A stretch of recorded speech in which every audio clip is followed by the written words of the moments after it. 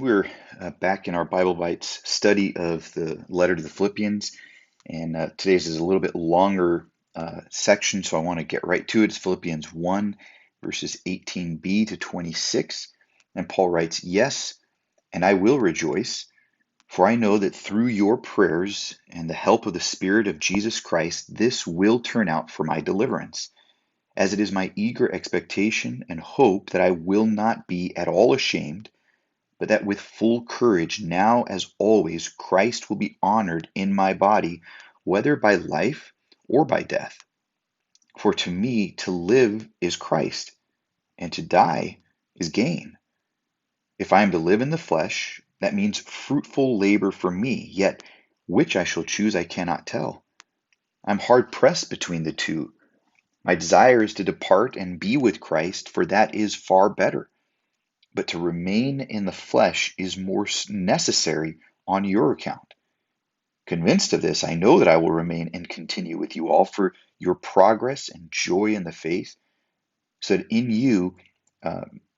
me, you may have ample cause to glory in Christ Jesus because of my coming to you again." There's a lot here. Obviously, we can't cover all of it, but Paul's facing he's facing a trial. He's facing this imprisonment and what's going to be the outcome of that imprisonment. Either he's going to live or he's going to die, whether by life or by death. So he's not sure, am I going to be freed or am I going to be executed? And he's trying to communicate just kind of the heart that he has while he's facing death and this uncertainty. And he wants to let the readers know, and the people that he is writing to, he wants them to know that his circumstances will not determine his commitment or his passion or his faith. He says, look, for me to live is Christ, to die is gain. If I remain alive, I'm going to serve Christ. If I die, I'm going to be with Christ. He says, look, my desire is to depart and be with Christ. That's far better. He realizes the gain that comes in being in the presence of God, and that would require him to depart this earthly life. He's not afraid to depart this life. Christ has taken that fear from him. But if he lives, and he actually seems to be convinced that he's going to live, he's going to live for Christ. Christ is his passion. He's the center of his life in every way. It's not the circumstance that will determine his worship. That's really what this is about, isn't it? This is about worship.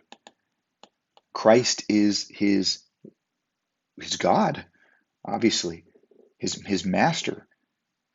And so if he lives, then he knows his master has sent him on a mission, and he's going to live and reach out to more and more people and do the work of Christ. But if he dies, that means his master has called him home. The circumstances don't determine his passion, his worship, or his commitment.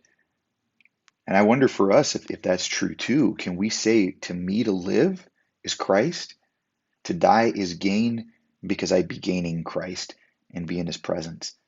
I hope that's a challenge to us today, that whatever we're doing, whatever circumstance we're in, to live is Christ, to die gain. To live is Christ. To live is to serve, to do what God has called me to make his name known.